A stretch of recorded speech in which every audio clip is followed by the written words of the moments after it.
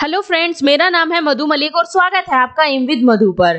दोस्तों, इस वीडियो में हम करेंगे टॉप 30 क्वेश्चन जो आपके सीटेट के ईवीएस के कंटेंट से होने वाले हैं।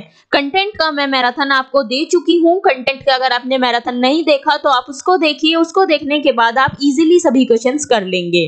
तो अभी जो आपका टाइम चल रहा है, आपके एग्जाम स्टार्ट हो चुके हैं। इस टाइम आपको ज्यादा से ज्यादा क्वेश्चंस की प्रैक्टिस करनी है। अब तक जितना आपको रिवीजन करना था, जितना पढ़ना था, आप वो पढ़ चुके हैं। अब ज्यादा से ज्यादा अपने क्वेश्चंस की प्रैक्टिस कीजिए, क्योंकि जब मैंने सीटेट अपना दिया था उस टाइम मैंने बहुत सारे क्वेश्चंस की प्रैक्टिस की थी और इसी वजह से मैं अपना अच्छा स्कोर कर पाई थी। तो आपको जो स्कोर है वो 90 स्कोर नहीं करना कि 90 पे ही क्वालिफाई हो जाए। आपको अच्छे से अच्छा स्कोर करना है अपने एग्जाम में। तो ये 30 क्वेश्चन है, आप इसकी प्रैक्टिस कीजिए। आप पहले खुद से देखिए कि आप कितना कर पा रहे हैं इसमें, और कमेंट करके बताइए कि इन 30 में से आपने कितने क्वेश्चन सही किए। तो चलिए स्टार्ट करते हैं। फर्स्ट क्वेश्चन है, अल बरूनी जिस देश से आया उसका नाम है। ऑप्शंस है उज्बेकिस्तान, ओमान, अफगानिस्तान या फिर बांग्लादेश। तो कौन से देश से आया था अल बरूनी? अल बरूनी आया था उज्बेकिस्तान से।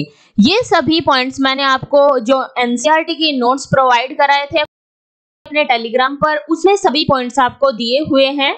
आप वहां जाकर देख सकते हैं। अगर आपको नोट्स चाहिए तो वो हमारे टेलीग्राम चैनल पर मिल जाएंगे। उसका लिंक मैं आपको डिस्क्रिप्शन बॉक्स में दे दूंगी। सेकंड क्वेश्चन है, यह पढ़ाते समय कि कुछ समय के लिए खाद्य पदार्थों को किस तरह ताजा रखा जा सकता है। राधा अपनी कक्षा में निम्नलिखित अनेक तकनीकों की परिगणना करती है। क्या है वे तकनीक? ए है, उसे कटोरी में रखती है तथा कटोरी को एक खुले बर्तन में रख देती है जिसमें ठंडा पानी है। बी है, उसे एक गीले कपड़े में लपेट देती है। सी है, उसे धूप में खुला फैला देती है। डी है, उसे छोटे छोटे टुकड़ों में काटती है और अंधेरे में रख देती है। उपरोक्त तकनीक बी के लिए वह निम्नलिखित किस खाद्य पदार्थ की ओर संकेत कर रही है? आपके ऑप्शंस है पके हुए चावल, प्याज, लहसुन, हरा धनिया, काजू बर्फी। तो बी में क्या दिया हुआ है? बी में दिया हुआ है उसे एक गीले कपड़े में लपेट देती है। तो गीले कपड़े में हम किसे लपेट के रखते हैं? हरे धनिया को। जो हरी पत्तेदार सब्जी होती है उन्हें गीले कपड़े में लपेटने से क्या होगा? वह सूखेगी नहीं और इस प्रकार उन्हें कुछ समय के लिए प्रिजर्व किया जा सकता है। क्वेश्चन देखते हैं, मीरा दिव्या छोटी लड़की है। मीरा समोसे, कटलेट और डबल रोटी खाना पसंद करती है, जबकि दिव्या ऐसा भोजन पसंद करती है जिसमें लौह तत्व की कमी है। मीरा और दिव्या को निम्नलिखित बीमारियों में से क्रमशः कौन सी बीमारी होगी? आपके ऑप्शंस है मोटापा और स्कर्वी, स्कर्वी और एनीमिया, एनीमिया और रतौंधी, मोटापा और एनीमिया। अब देखिए, मीरा क्या पसंद करती है? समोसे, कटलेट और डबल रोटी। ये सब ऑयली फूड है, इससे क्या बढ़ेगा? इससे मोटापा बढ़ेगा। और दिव्या कैसा भोजन पसंद करती है? जिसमें लौह तत्व की कमी हो। लौह तत्व की कमी होने से कौन सा रोग होता है? एनीमिया। तो इसका आंसर कौन सा हुआ? थर्ड का हुआ ऑप्शन फोर्थ, मोटापा और एनीमिया।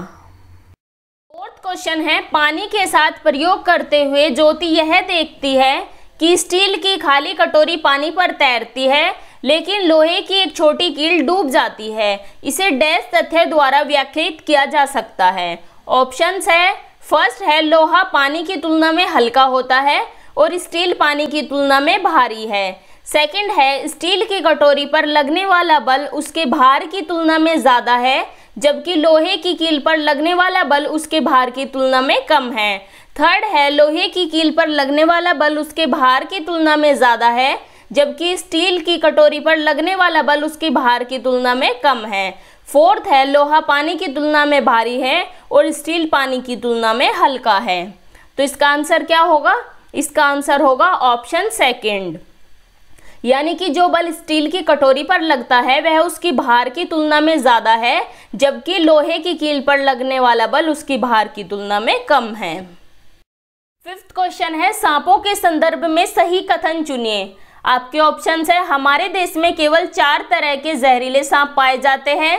सेकंड है, नाग यानी कि जिसे कोबरा भी बोला जाता है, जहरीले सांपों का एक प्रकार है। थर्ड है, जहरीले सांप के 4 खोखले दांत होते हैं। जब सांप किसी व्यक्ति को काटता है तो जहर इन खोखले दांतों से उसके शरीर में चला जाता है। फोर्थ है सांपों के कांटे की दवा सांप के जहर से ही बनाई जाती है। अब बताइए ऑप्शन कौन सा इसमें से राइट है। इसमें सही ऑप्शन है ऑप्शन थर्ड, यानी कि ए, बी और डी सही है।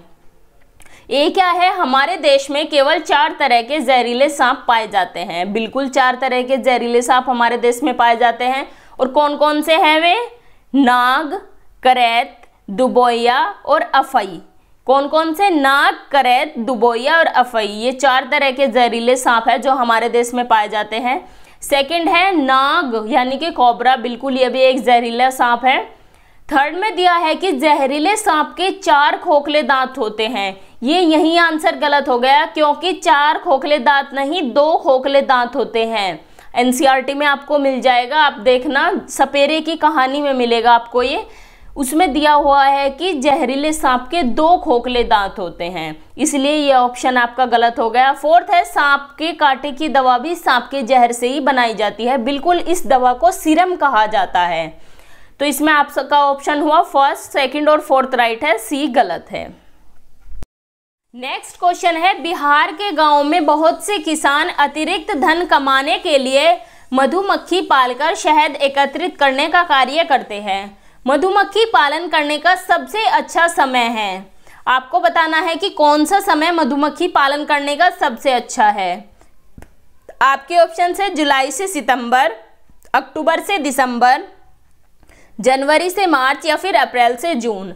तो कौन सा सबसे अच्छा समय माना जाता है मधुमक्खी पालने का? वो है अक्टूबर से दिसंबर का समय। ठीक है, क्वेश्चन देखते हैं। यह देखा गया है कि पाचन क्रिया बाहर की अपेक्षा अमाशय के अंदर अधिक तेजी से होती है, क्योंकि ऑप्शंस है पाचक रस जब अमाशय के बाहर रखते हैं तो निष्क्रिय हो जाते हैं। सेकंड है अमाशय के अंदर भोजन का मंथन होता रहता है जिससे उसकी सतह का क्षेत्रफल बढ़ जाता है और एंजाइम की क्रिया तेज हो जाती है। थर्ड है पाचक रस अमाशय के अंदर अम्लीय होते हैं जबकि बाहर वे क्षारीय होते हैं।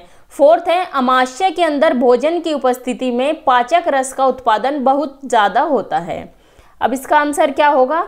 इसका आंसर होगा सेकंड, यानी कि जो हमारे अमाशय के अंदर भोजन का मंथन होता रहता है जिससे कि उसका क्षेत्रफल बढ़ जाता है और जो एंजाइम है वो क्रिया तेजी से करते हैं। ठीक है, नेक्स्ट क्वेश्चन है, एक किसान दानों को भूसे से अलग करना चाहता है, जिस प्रक्रिया से यह किया जाता है वह कहलाती है। ऑप्शंस है फसल की कटाई, हस्तचयन, थ्रेसिंग और निष्पावन। तो इसका आंसर क्या होगा? निष्पावन। अब यहाँ पर निष्पावन और थ्रेसिंग में कंफ्यूज होंगे। देखिए थ्रेसिंग क्या होता है? डंडियों से अनाज के कणों को अलग करना, यह होता है थ्रेशिंग। इसे हम मशीन या फिर बैलों की सहायता से कर सकते हैं। बट जो निष्पावन है उसमें जो भूसा होता है उसे अनाज से अलग किया जाता है। भूसे को अनाज से अलग किया जाता है। आप इमेज में देख सकते हैं, ये औरत अनाज को भूसे से अलग कर रही है। ठीक है, क्लियर हुआ निष्पावन और थ्रेसिंग में डिफरेंस? निष्पावन क्या है? निष्पावन में जो भूसा होता है उसे अनाज से अलग किया जाता है, बट जो थ्रेसिंग है, थ्रेसिंग में डंडियों से अनाज के कणों को अलग करते हैं। क्लियर? 9th क्वेश्चन देखते हैं। भैंस की पीठ पर अक्सर बगुला पक्षी बैठा दिखाई देता है, ऐसा इसलिए होता है क्योंकि बगुला, ऑप्शंस है फर्स्ट भैंस की पीठ पर परजीवी कीट खाता है, सेकंड है घास में पाए जाने वाले कीट खाता है, थर्ड है भैंस की पीठ पर बैठकर गाना पसंद करता है, फोर्थ है उड़ने के बाद थोड़ा आराम करता है। तो इसका सही आंसर क्या होगा? इसका आंसर है भैंस की पीठ पर परजीवी बैठकर परजीवी कीट खाता है। यहाँ आपको एक ऑप्शन और मिल सकता था कि बगुले और भैंस में सहजीवी का संबंध है, वो भी आंसर करेक्ट होता आपका। तो बगुला क्या करता है? भैंस की पीठ पर बैठकर परजीवी कीट खाता है। ठीक है, नेक्स्ट क्वेश्चन है, एक पुरुष जिसका रक्त समूह O है एक ए रक्त समूह वाली स्त्री से शादी करता है, उसके पहले बच्चे के रक्त समूह O होने की संभावना है। ऑप्शंस है 25%, 75%, 50% या फिर 100%। तो कितनी संभावना है? एक व्यक्ति है जिसका रक्त समूह O है और एक स्त्री से शादी करता है जिसका रक्त समूह A है। तो बच्चे के रक्त समूह O होने की संभावना कितनी है? 50%, क्योंकि बच्चे का रक्त समूह A भी हो सकता है और O भी हो सकता है। तो 50-50 चांसेस है बच्चे के रक्त समूह O होने के। नेक्स्ट क्वेश्चन है, टूटता तारा है। ऑप्शंस है, उल्काप जो पृथ्वी के वायुमंडल में प्रवेश करते ही आग पकड़ लेता है। सेकंड है, एक समान गति से चलने वाला तारा। थर्ड है, एक चमकता पिंड जो वायुमंडल में एक समान गति से चलता है।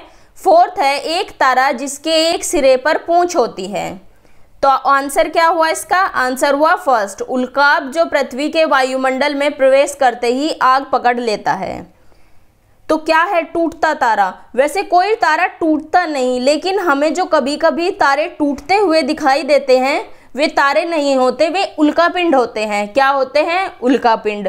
लाखों उल्कापिंड हमारे सौरमंडल में भ्रमण करते रहते हैं और वे पृथ्वी के वायुमंडल में प्रवेश करते ही जलकर बिखर जाते हैं। इसी को हम टूटता तारा कहते हैं। ठीक है, क्लियर हुआ? तो क्या होता है टूटता तारा? उल्काप जो पृथ्वी के वायुमंडल में प्रवेश करते ही आग पकड़ लेते हैं। नेक्स्ट क्वेश्चन देखते हैं, क्वथन यानी कि उबलना और वाष्पीकरण में अंतर है। ऑप्शंस है, क्वथन से द्रव का आयतन कम हो जाता है जबकि वाष्पीकरण में नहीं। सेकंड है, क्वथन में द्रव से वाष्प में परिवर्तन देखा जा सकता है जबकि वाष्पीकरण देखा नहीं जा सकता। थर्ड है, क्वथन से जल की अवस्था बदल जाती है जबकि वाष्पीकरण में नहीं। फोर्थ है, वाष्पीकरण किसी भी तापमान पर हो सकता है जबकि क्वथन नहीं। तो इसका आंसर क्या होगा? इसका आंसर होगा फोर्थ, यानी कि जो वाष्पीकरण होता है या वेपराइजेशन वह किसी भी टेम्परेचर पर हो सकता है, लेकिन जो आपका क्वथन है यानी कि उबलना वो 100 डिग्री सेंटीग्रेड पर ही होगा। ठीक है। नेक्स्ट क्वेश्चन है, नींबू साधारण पानी में डूब जाता है लेकिन नमकीन पानी में तैरता है क्योंकि? ऑप्शंस है, नींबू का घनत्व नमकीन पानी में अधिक हो जाता है। सेकंड है, नींबू का घनत्व नमकीन पानी में कम हो जाता है। थर्ड है, नमकीन पानी का घनत्व साधारण पानी के घनत्व से अधिक होता है। फोर्थ है, साधारण पानी का घनत्व नमकीन पानी के घनत्व से अधिक होता है। तो इसका आंसर क्या होगा? इसका आंसर होगा ऑप्शन थर्ड, यानी कि जो नमकीन पानी होता है उसका घनत्व साधारण पानी के घनत्व से अधिक होता है। इसी कारण जो नींबू होता है वह नमकीन पानी में नहीं डूबता। ठीक है। 14th क्वेश्चन है, दुर्गा एक गांव में रहती है और लकड़ी या गोबर के उपले का ईंधन इस्तेमाल करते हुए चूल्हे पर खाना बनाती है। पिछले 3 महीने से उसे तेज खांसी आ रही है, इसका कारण हो सकता है।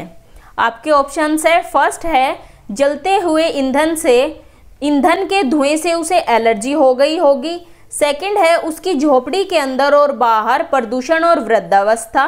थर्ड है, ईंधन के जलने से उत्पादित कार्बन मोनोऑक्साइड जो उसके श्वसन नली में जमा हो गई होगी। फोर्थ है, जलते हुए ईंधन से उत्पादित काला धुआं जो उसके श्वसन नली में जम गया होगा। अब इसका आंसर क्या हुआ? इसका आंसर हुआ ऑप्शन थर्ड, यानी कि ईंधन के जलने से उत्पादित कार्बन मोनोऑक्साइड जो उसके श्वसन नली में जम गई होगी, क्योंकि ईंधन के जलने से कार्बन मोनोऑक्साइड निकलती है।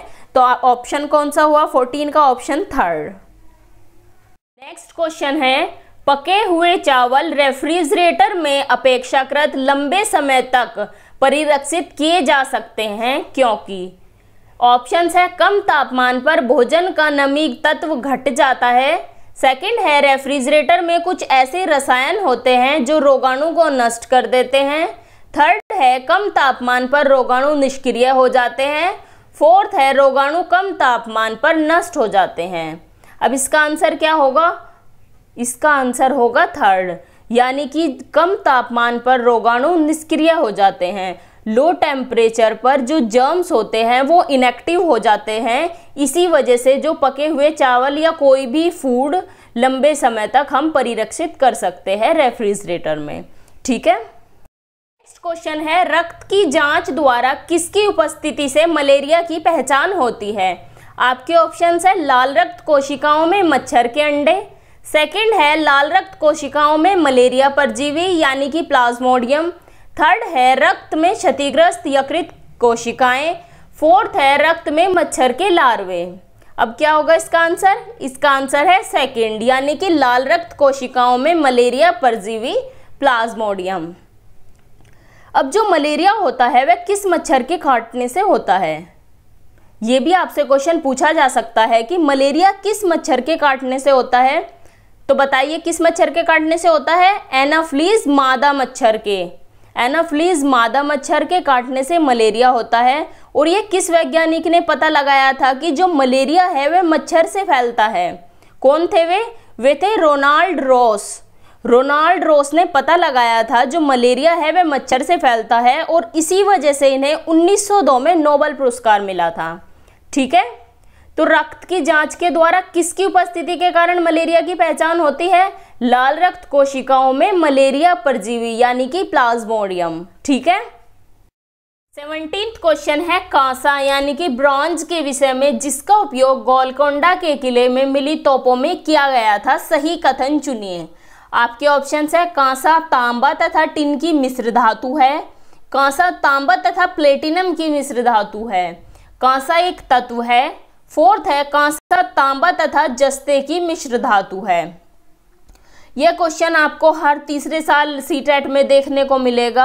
आप प्रीवियस ईयर क्वेश्चन उठा के देख सकते हैं। बार बार ये क्वेश्चन आपसे पूछा जाता है कि कांसा क्या है, या फिर कांसे के विषय में सही कथन चुनिए।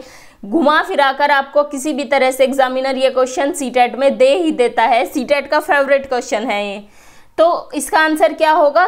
कांसा क्या है? कांसा तांबा तथा टिन की मिश्र धातु है। या आप याद रखना, तांबा तथा टिन की मिश्र धातु है कांसा। ठीक है। नेक्स्ट क्वेश्चन है, निम्नलिखित में से भोजन बनाने का कौन सा तरीका अच्छा है?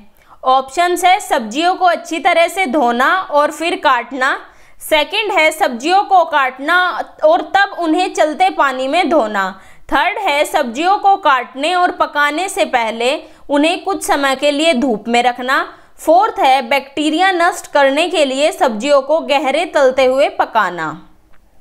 तो इसका आंसर क्या होगा?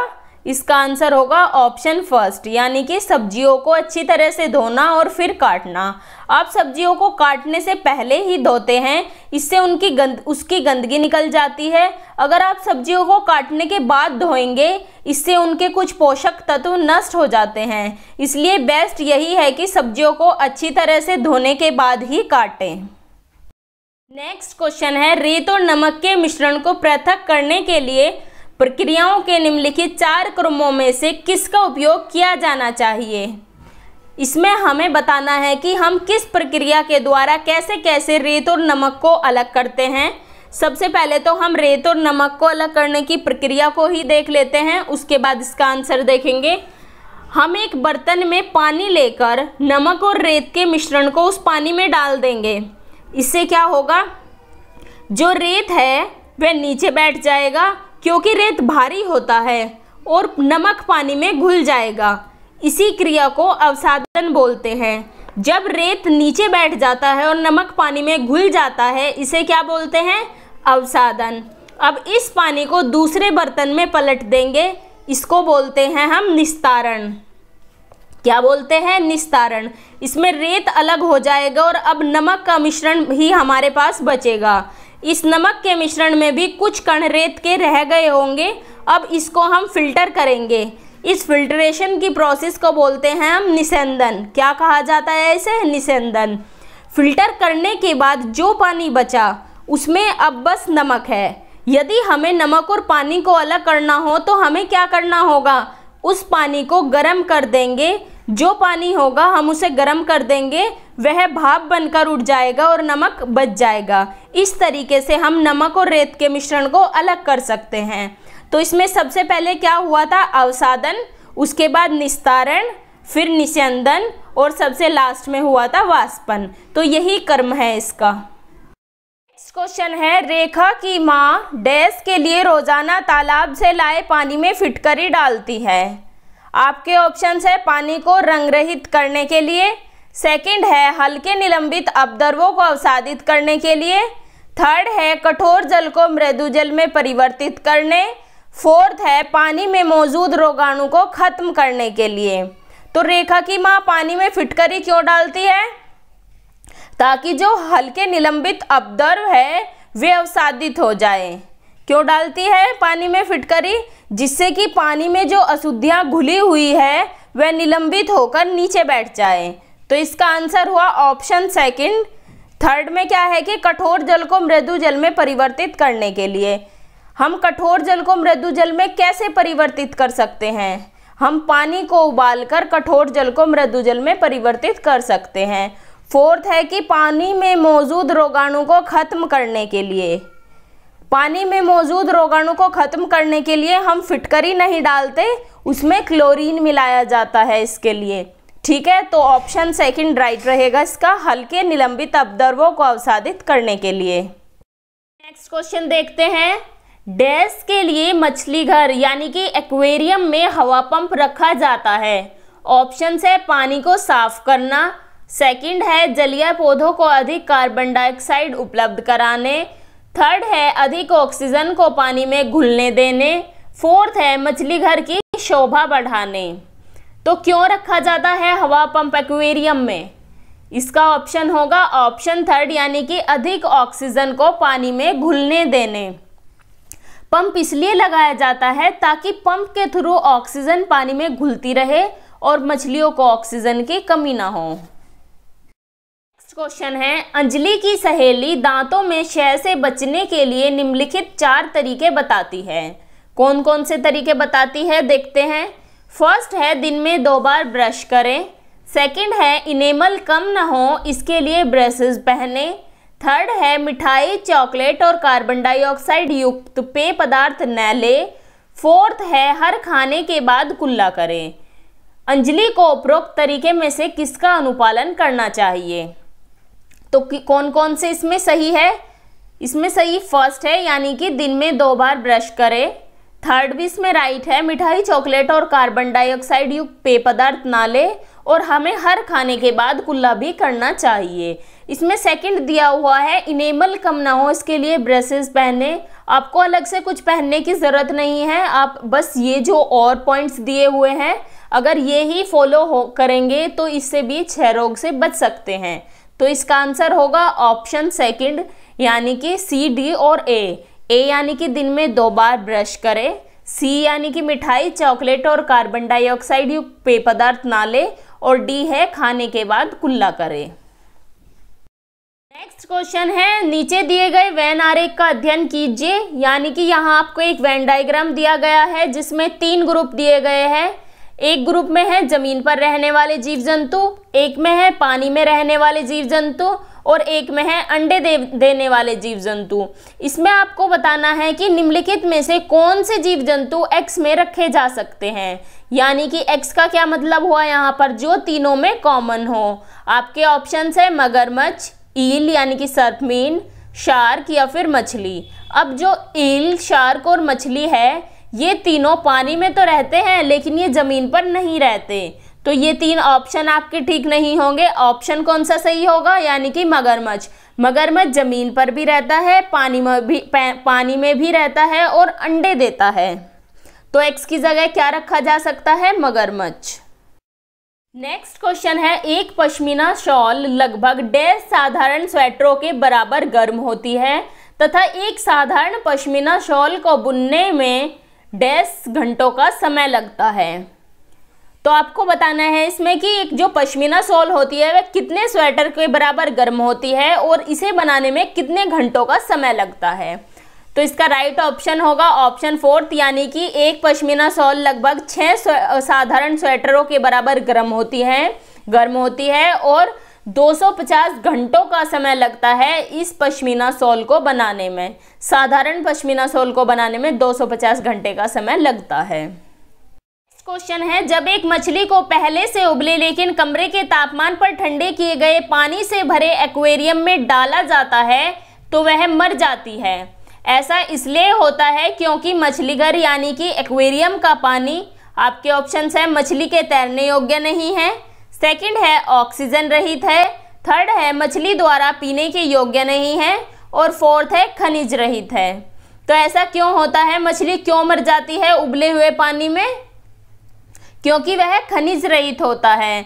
क्योंकि जब हम पानी को उबालते हैं उसके अंदर के जो खनिज पदार्थ होते हैं वह समाप्त हो जाते हैं, इसी कारण मछली उस पानी में मर जाती है। नेक्स्ट क्वेश्चन है, निम्नलिखित में से कौन सा चांद की सतह की विशेषताओं के बारे में सबसे अच्छा वर्णन करता है? आपके ऑप्शंस है हवा नहीं है, गुरुत्व नहीं है, समतल सतह। सेकंड है पानी नहीं, पर्याप्त हवा, ऊंचे पहाड़। थर्ड है पानी नहीं, गहरे गड्ढे, ऊंचे पहाड़। फोर्थ है हवा नहीं, गुरुत्व नहीं और पानी नहीं। अब इसका आंसर क्या होगा? इसका आंसर होगा ऑप्शन थर्ड, यानी कि पानी नहीं है, गहरे गड्ढे हैं और ऊंचे पहाड़ है। फर्स्ट ऑप्शन क्यों नहीं हुआ? क्योंकि इसमें कहा गया है कि गुरुत्व नहीं है। ऐसा नहीं है, चांद पर भी ग्रेविटेशनल फोर्स यानी कि गुरुत्व है, लेकिन जो पृथ्वी है उसकी तुलना में कम है। सेकंड में कहा गया है कि पर्याप्त हवा, यानी कि पर्याप्त हवा है, लेकिन चांद पर हवा नहीं है। इस वजह से सेकंड ऑप्शन भी गलत हुआ। तो इसका आंसर होगा ऑप्शन थर्ड, यानी कि पानी नहीं है, गहरे गड्ढे हैं और ऊंचे पहाड़ है। नेक्स्ट क्वेश्चन है, नेपेथीन्स एक ऐसा पौधा है जो मेंढकों, कीड़े मकोड़ों और चूहों जैसे छोटे जीवों को अपने अंदर फांसकर खा जाता है। हमारे देश में यह पौधा पाया जाता है। आपके ऑप्शंस है असम में, ओडिशा, अरुणाचल प्रदेश या फिर मेघालय में। जो नेपेथीन्स है यह एक शिकारी पौधा होता है। यह छोटे कीड़े मकोड़ों को अपने अंदर फांसकर खा जाता है। हमारे देश में यह कहाँ पाया जाता है? मेघालय में। हमारे देश में मेघालय में पाया जाता है, बाकी ये ऑस्ट्रेलिया और इंडोनेशिया में भी पाया जाता है, लेकिन भारत में मेघालय में पाया जाता है। नेक्स्ट क्वेश्चन है, एक ही तरह की फसल बार बार उगाने और बहुत से रसायनों के उपयोग करने से मृदा, आपके ऑप्शन है किसी विशेष फसल के लिए उपयोगी बन जाती है। सेकंड है सिंचाई के लिए उपयुक्त बन जाती है। थर्ड है उर्वर यानी कि उपजाऊ बन जाती है। फोर्थ है बंजर बन जाती है। जब हम एक ही खेत में बार बार फसल को, एक ही तरह की फसल उगाते हैं, इससे क्या होगा? इससे मृदा का उपजाऊपन कम हो जाएगा और वह बंजर बन जाएगी। तो 28 का हुआ ऑप्शन फोर्थ, यानी कि बंजर बन जाती है। नेक्स्ट क्वेश्चन है, निम्नलिखित में से लेह और लद्दाख के मकानों की विशेषताएं चुनिए। आपके ऑप्शंस है पेड़ के तने से बनी लकड़ी की ढालू छतें। सेकंड है निचली मंजिल में कोई खिड़की नहीं। थर्ड है पत्थर, मिट्टी और चूने से बनी दीवारें। फोर्थ है लकड़ी के फर्श। तो इसमें से आपको बताना है कि कौन से विशेषता है लेह लद्दाख के मकानों की।